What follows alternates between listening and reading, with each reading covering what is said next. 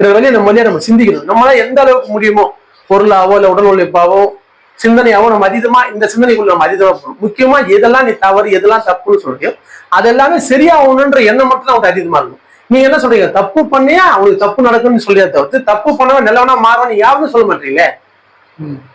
ஒரு பொருளா மாத்த மாட்டீங்க, உண்மைதானே? அது யூக்ளேஸ் பண்ணவே மாட்டீங்க. யூக்ளேஸ்ன்றது என்ன? சரியில்லாத சரி பத்தினா யூக்ளேஸ். நீங்க சரியில்லாத சரியில்லாம இருக்கும்னு சொன்னா அது யூக்ளேஸா? இல்லைங்க, உண்மைதானே? இப்ப நம்ம சரியில்லாத என்ன சொல்றோம், அது பண்ண பாவத்தால அது அனுபவிக்குதுன்னு நம்ம சொல்றோம். அந்த வார்த்தை யூஸ் பண்ணும்போது என்ன சந்தத்துல ஒரு வேர்டு உருவாகுது. அது உருவானே அவருக்குள்ள இந்த வார்த்தை கேட்கணும், அவருக்குள்ள ஒரு துன்பம் ஏற்படுது. அந்த துன்பம் ஏற்படும் போது யாரு பேசுனீங்களோ அது அவங்களோட அது அவங்க கிட்ட டிராவல் பண்றது சூழல் உருவாகுது. அப்படி கிடையாதுப்பா, அப்படிங்க நடக்கல. ஒரு யூக்ளேஸ்ல ஒரு பயணம் இருக்கு, அந்த பயணத்துல இந்த ஏற்றத்தெல்லாம் அந்த பயணம் இருக்காது. இப்ப ஒண்ணுமே இல்ல. இதுக்கு நம்ம எப்படி இதை தெளிவா புரிஞ்சுக்கணும் அப்படின்னா, இதை தப்பு ரைட்னு ஒண்ணு இல்லைன்ற ஒரு சிம்பிள் சொல்ற மாதிரி.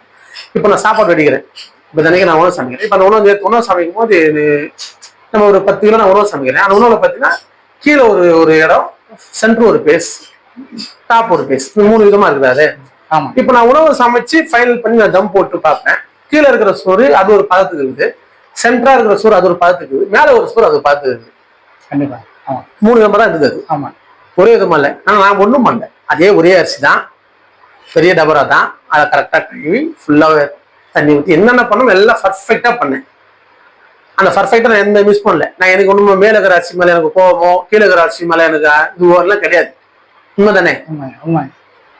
ஆனா அதுல இந்த வேரியேஷன் இருக்கும். ஏன் இருக்குதுன்னா ஒரே விஷயம் தான், எப்படி நான் என்ன பண்ணி எப்படி நான் எவ்வளவு நான் அன்பா இருந்து எவ்வளவு கருணையா இருந்து நான் அதை சரி பத்தணும்னு பார்த்தாலும் அது அங்க சரியாக முடியாது.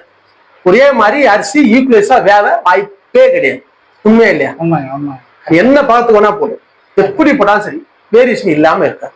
அந்த வேரியேஷன் தான் ஏக்கம், அதுக்கு பேர் தான் பயணம், அதுக்கு பேர் தான் சுழற்சி. புரியுதா சொல்றது? இப்ப அப்படி இருக்கிற ஒரு இடத்துல நீங்க எப்படி இதை நீங்க சரிப்படுத்த உங்களால முடியும்? அப்ப இதுல எப்படி நீங்க தப்பு ரேட்டு எப்படி நீங்க சொல்றீங்க? தப்பு ரேட்டு சொல்றதுக்கு வார்த்தை எதிரி, அந்த வார்த்தை தூக்கி ஓரம் போட்டா மட்டும் தான் சரியா சோசம் பிடிக்க முடியும்.